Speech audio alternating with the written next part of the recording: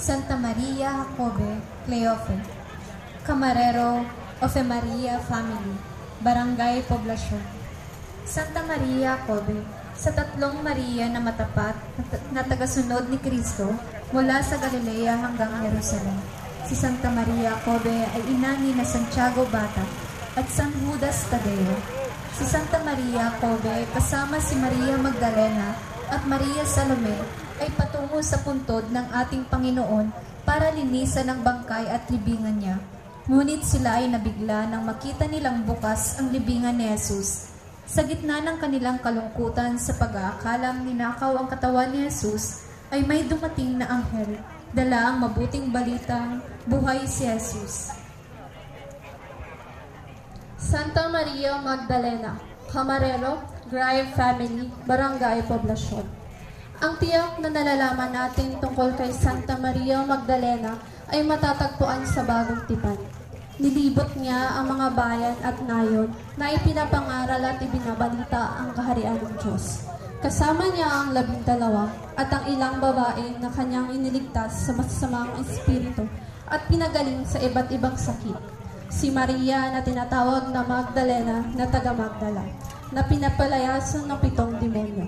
Samantala, sa tabi ng krus ni Jesus ay nakatayo ang kanyang ina at ang kapatid ng kanyang ina na si Mariang asawa ni Cleophas at si Maria Magdalena. Sa linggo ng pagkabuhay ay nagpakita si Jesus kay Maria Magdalena. Nuestra Señora de la Agostilla La Pieta, Camarero Rolando Nepes Coronado, Barangay Station Churchside. Si Jesus ng kandungan ng kanyang inang nagdadalamhati. Ang Lapieta ay naglalarawan sa mahal na ina, habang kalong ang bangkay ng kanyang pinakamamahal na anak na si Jesus. Kumalat ang debosyon sa naturang imaheng ito. Dulot na rin ng likas na pagmamahal ng mga Pilipino sa Birheng Maria. Bago magtakip silim, dumating ang isang mayamang taga-Arimatea, nagngangalang Jose na siyang alagad din ni Jesus. Ibinaba ang katawan ni Jesus mula sa krus at sa sandaling iyon ay napagmasdan ni Maria at ng ibang alagad ang katawan ni Jesus na walang buhay. Hindi mailalarawan ng sinuman ang kalungkutan ni Maria ng mga oras na iyon. Labis ang kanyang hapis habang pinagmamasdan ang walang buhay na katawan ni Jesus. Nang sandaling iyon, nakaramdam din si Maria ng kapayapaan dahil nahawakan niya ang mga sugat at napunasan ang mga dugo sa katawan ni Jesus habang nakahiga sa kanyang harap.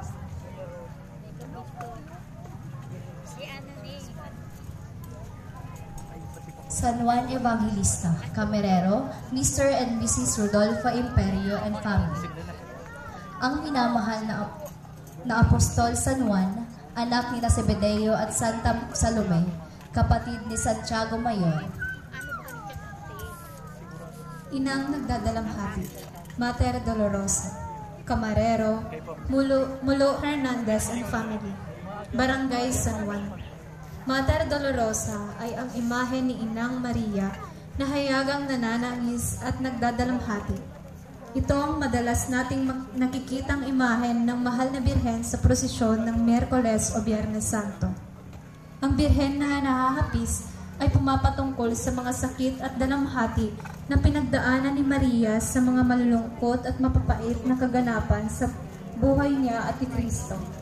Tiniis ni Maria ang lahat ng hinagpis at kirot na nababalot sa kanyang puso at tunay na ginampanan ang kanyang pagiging ina. Ang 7 balaraw na tumarak sa kanyang pusong natigit ng lumbay ay mas kilala sa tawag na 7 sakit o 7 dolores.